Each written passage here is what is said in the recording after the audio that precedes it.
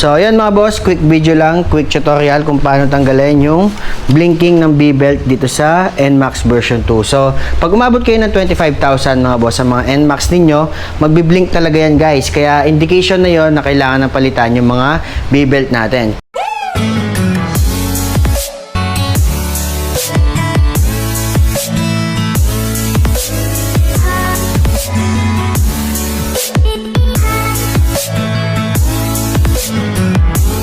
Yon, what's up mga boss? Welcome back dito sa ating YouTube channel. Kung kayo ay naka NMAX version 2 or NMAX mga bossing na may V-belt blinking mga boss, ayan.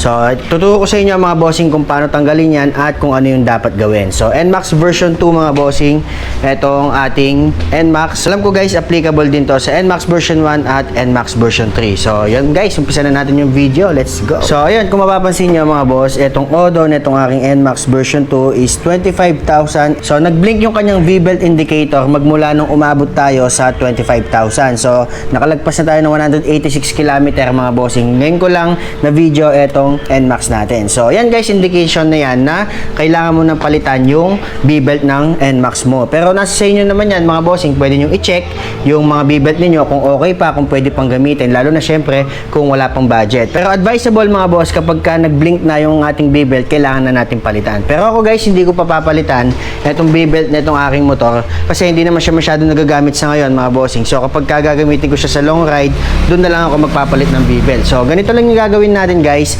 para mawala yung B-belt natin. Pero mas maganda sana kung papalitan natin yung B-belt. Pero kung wala pa, ito muna yung gawin natin mga bossing. Click lang natin tong menu button dito sa left side.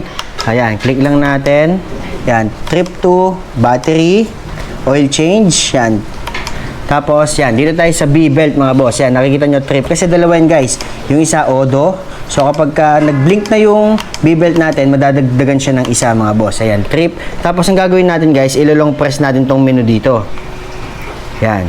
Pagka long press mga bossing, magbi-blink din yung auto trip na itong B-belt natin. Tapos, ilong press ulit natin tong menu button. So, ayun na mga bossing. Nag-stop na mag-blink itong B-belt natin. So, pwede na natin siyang ilipat. O, diba? Ayan guys. Nawala na yung auto na itong ating B-belt. So, every 25,000 yata mga bossing, kung di ako nagkakamali, yun, doon umiilaw yung mga NMAX mga boss. So, eto siyan guys, ito yung susundin natin yan. Yan, 0 kilometer na tayo dito sa B-belt. So, pwede natin siyang palitan ulit mga bossing kapag magbiblink yan sa 25,000 kilometer ulit mga bossing. So, yun lang guys, ganun lang kadali mag-alis ng blinking ng B-belt dito sa NMAX version 2. So, yan mga boss, quick video lang, quick tutorial kung paano tanggalin yung blinking ng B-belt dito sa NMAX version 2. So, pag umabot kayo ng 25,000 mga boss sa mga NMAX ninyo, magbi-blink talaga yan guys. Kaya indication na yon na kailangan na palitan yung mga B-belt natin. Pero ako guys, hindi pa ako nagpalit ng B-belt. Saka ako napapalitan kapag maglo-long ride ako kasi ito motor ko, di siya masyadong nagagamit ngayon. Dito lang siya.